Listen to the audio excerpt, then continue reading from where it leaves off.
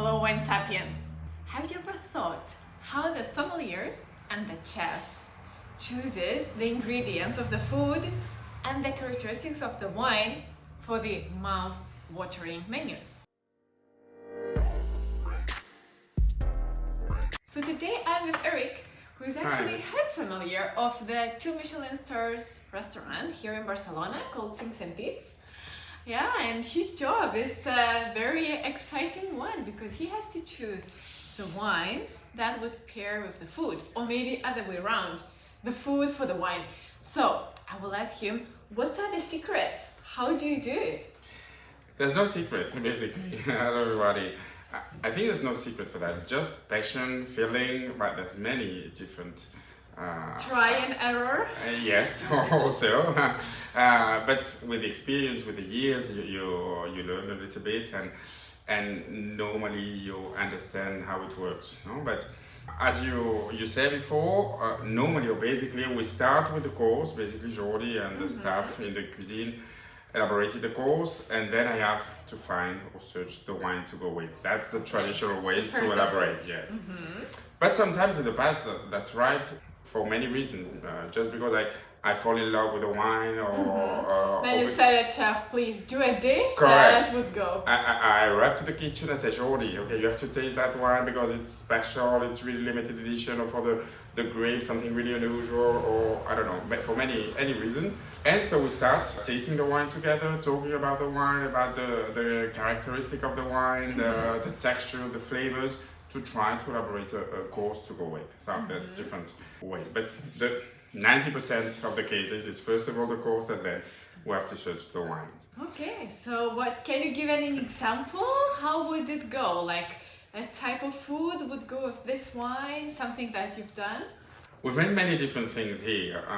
For the pairings, first of all, you have to know that there's no perfect pairing. Okay, because it's very personal, no? Of course, and every person has his personal taste, so it's complicated, really complicated to elaborate a pairing for every all the palates all around the world. But yes, but maybe for people who don't know much, you could give some kind of rules, simple rules.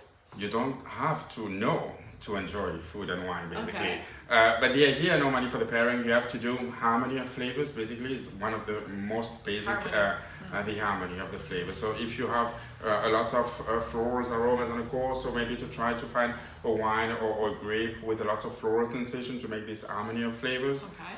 But you can also play with the contrast. If you have a course with this hint of sweetness, maybe to get a wine with a little bit more acidity to contrast or balance this sensation.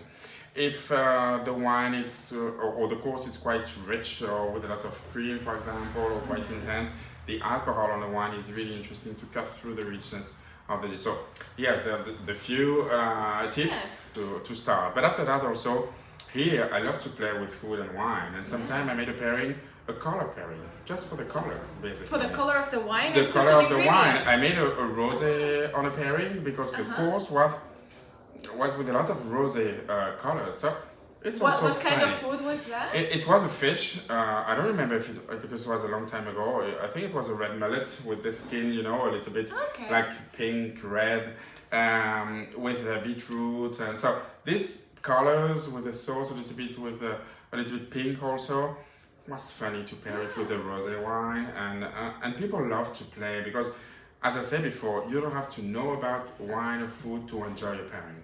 So and here is a Cinc Sentits, which means 5 senses. So it goes through your eyes, through your even touch, from the smell, through all the feelings, no? I created in the past also the pairing of the senses. Each pairing, each course, or with each pairing, we try to enhance one of the senses. In fact, with Jordi, with the chef, we created a black box to taste, to touch. Something inside. It's a black box. You don't see what there's inside, but you have to touch it for a texture. Sometimes I put like a silky tissue on it, or sometimes a little bit more, I don't know the word in English, but included in Spanish. It's something for the children that they touch. It's a little bit fat, I don't know the Okay, name. and it's like made from It's silicone, like a gum? It's a gum, yeah, or something like that. Another one. Okay. So for this rich sensation or fatty sensation that you can find also on the wine, so we're here to play. The idea is to have fun, basically. And that's what we made here every day. Fantastic. So give us an example of one of the wines you have on the list and what kind of dish you made and you think it was a successful pairing, probably from the guests that were excited. Made one of the last pairing we've made, and we start from the wine, in fact, a wine from Vineyards Winery, the Rita, for example. I don't know if you know, it's a white Grenache from the Monsanto area, quite complex with this medium full body in the mouth with its richness sensation, but also lots of floral sensation and herbs aromas.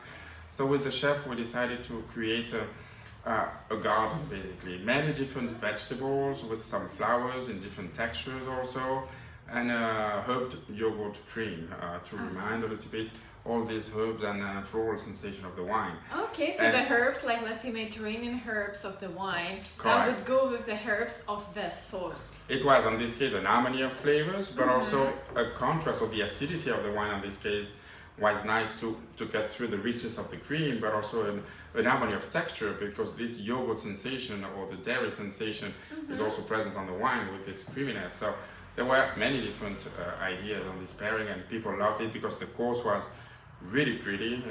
It was like a small garden with, imagine, many different vegetables, flowers, and for the springtime, it was spring. Yeah, correct. It was for spring, so it was fantastic. Are you preparing now something exciting for the new menu of Cinc Sentits? I know you're changing each season. I just tasted yesterday with my assistant, Tony, a new course of peas, for example. Okay. And we are still debating which wine will goes with this course. We found it, but I want to make something a little bit different and unusual. Instead of a surprise, no? Yes, instead of the wine, I want to serve something different. The idea was to serve the tea, but here we only works with local ingredients, local wine. So there's no tea in Spain.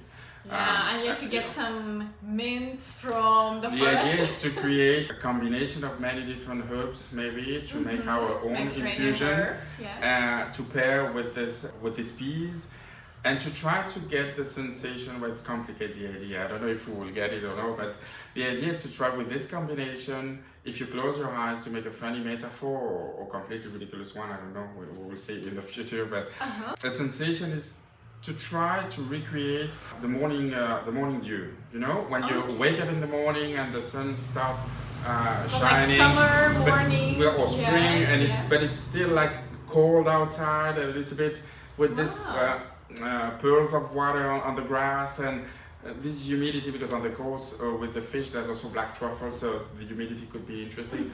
That's the idea, but I don't know if I will get it. We'll see in the future. I cannot wait to see the results, and everybody who wants to know also to feel the other results of the Cinc Sentits, you know a place where to go to see how Eric does the exciting job, and also to know how it works with the new pairing. Thank you, Eric. Thank you.